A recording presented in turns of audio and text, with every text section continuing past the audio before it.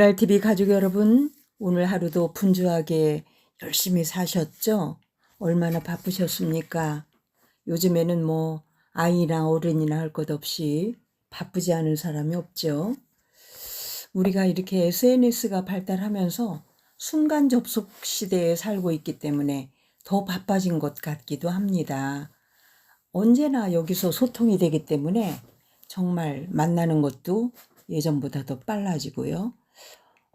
이 저녁에는 도하노의 명작 속의 인생관에서 노블리스 오블리주에 대한 이야기를 좀 해볼까 합니다. 알베르 까뮈의 페스트에서 이 명작에서 이 도하노 작가가 노블리스 오블리주라는 주제를 끄집어내서 말씀하고 계십니다. 한번 읽어보겠습니다. 까뮈는 1913년에 태어나서 60년에 세상을 떠났으니까 한 47세 이렇게밖에 살지 못한 그런 사람이죠. 작가죠. 까뮈는 1913년 프랑스의 식민지 알제리에서 태어나서 사르트르와 함께 전후 프랑스의 실존주의적 문학을 대표한 작가로서 1960년에 자동차 사고로 타계했다.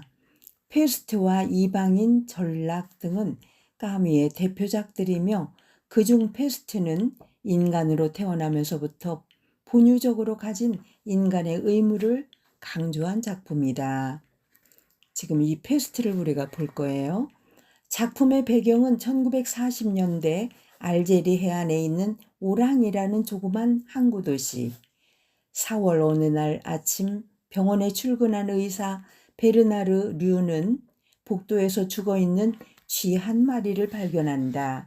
죽은 쥐는 시내 여기저기서 수없이 발견되었고 도시에는 알 수 없는 어두운 그림자가 덮이기 시작했다. 류의 아내가 갑자기 몸이 좋지 않아서 요양을 가고 아파트의 수의 미셀이 원인 모를 병으로 죽고 시청 직원 그랑의 아파트에 묵고 있는 코타르는 자살을 기도한다. 그 무렵 그 도시에 들어온 작가 장 타류는 집안에 머물면서 그 도시에서 일어나는 모든 일들을 기록한다. 아파트 수의 미셀의 죽음 이후로 그와 비슷한 증상의 환자들이 많이 나타난다. 류는 정신없이 왕진을 다니면서 증상을 분석해보지만 원인을 알 수 없었다. 희생자는 계속 증가해서 하루에 30명이 죽어나가는 날도 있었다. 마침내 류는 시보건위원회를 소집해서 대책을 의논하는 한편 원인 모를 병을 페스트로 결론을 내렸다. 시 당국은 성문을 폐쇄하기로 결정한다. 성문이 닫히면 도시가 외부 세계와 단절되기 때문에 시로서의 기능을 상실하는 것은 물론 시민들의 경제생활과 출퇴근을 비롯한 시민들의 일상생활이 마비되고 말 것이다. 때마침 그 도시를 방문했던 신문기자 랑베르는 자신이 기자라는 신분을 앞세워 온갖 방법으로 도시 탈출을 시도한다. 랑베르는 신문사 일을 구실로 탈출을 시도하지만 사실 그의 마음은 파리에 두고 온 애인을 만날 기대로 가득 차 있었다.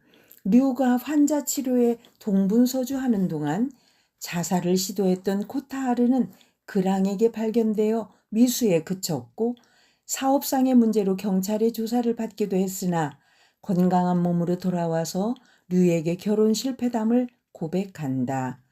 류는 가까운 친구들의 무관심과 이기주의에 실망하면서도 열심히 환자를 돌본다. 그러던 어느 날 주위에서 일어나는 일에는 관심조차 보이지 않고 오직 글만 쓰던 작가 장 타류가 류를 찾아가서 의용봉사대를 조직할 것을 제안한다. 그래서 조직한 자원봉사대는 시청 직원 그랑도 참여해서 퇴근 후에 환자를 찾아다니면서 희생적으로 봉사한다. 그때까지도 도시 탈출을 모색하던 기자 랑베르는 밀수로 돈을 벌고 있던 코타르를 만나서 도시 탈출 요령을 배우기도 한다. 그러나 랑베르는 의사 류와 장타류의 희생적 봉사를 목격하고는 그들에게 자신이 비겁자가 아님을 증명해 보이려고 의용봉사대에 지원한다. 여름 동안 기승을 부리던 페스트는 9월이 되어도 수그러들 기미를 보이지 않았다. 그러던 어느 날 그렇게도 탈출하려고 애쓰던 랑베르에게 기회가 왔다. 자정에 탈출하기로 미략한 날 랑베르는 류에게 작별 인사를 하러 갔다가 불현듯 혼자만 행복하려는 것은 부끄러운 일일 것이야 하면서 탈출을 포기하고 오랑시에 남아서 환자들을 돌보겠다고 말한다. 한편 제스윗파 신부 판누르는 한 소년이 고통 중에 죽어가는 광경을 지켜보면서 현재의 불행은 하나님의 진노이다. 믿음이냐 불신이냐를 결단하라. 의사를 찾아갈 필요가 없다고 외친다. 신부는 한 신자의 집으로 숙소를 옮겼으나 곧 발병해서 죽고 류는 그의 죽음의 병명 미상으로 사망이라는 표차를 붙인다. 페스트는 크리스마스까지 계속되었고 그 와중에 시청 직원 그랑이 감염되었다가 회복되었고 잘 견뎌내던 작가 타류는 시가 개방되기 며칠 전에 죽고 요양을 떠났던 류의 아내로부터 부음이 왔다. 드디어 성문이 열렸다. 까미는 말했다. 코타르나 타루도 류가 사랑했던 여자들도 산자건 범죄자건 모두가 잊혀졌다. 인간 세상은 늘 그게 그것이었다. 까미는 이야기를 잘 이끌어 나가다가 갑자기 독자들을 절망의 나락으로 밀어뜨리고 혼자 달아나 버린다. 그래서 그의 소설을 읽는 독자는 스스로 의미를 찾아내야 한다. 기자 랑베르와 작가 타류와 시청 직원 그랑 그리고 자원봉사대에 참여했던 사람들의 희생과 용기가 바로 노블리스 오블리주일 것이다. 실존주의의 화두와 명제는 그것을 망각하는 사람은 인간이 아니라는 것이다. 다시 말해서 우리는 인간이기 때문에 다른 동물과 좀 다르지요. 그래서 누구의 불행을 바라보면 우리가 그걸 외면하는 것이 반인류적이고 비인간적이라고 우리는 생각을 하는 것이 마땅하지요.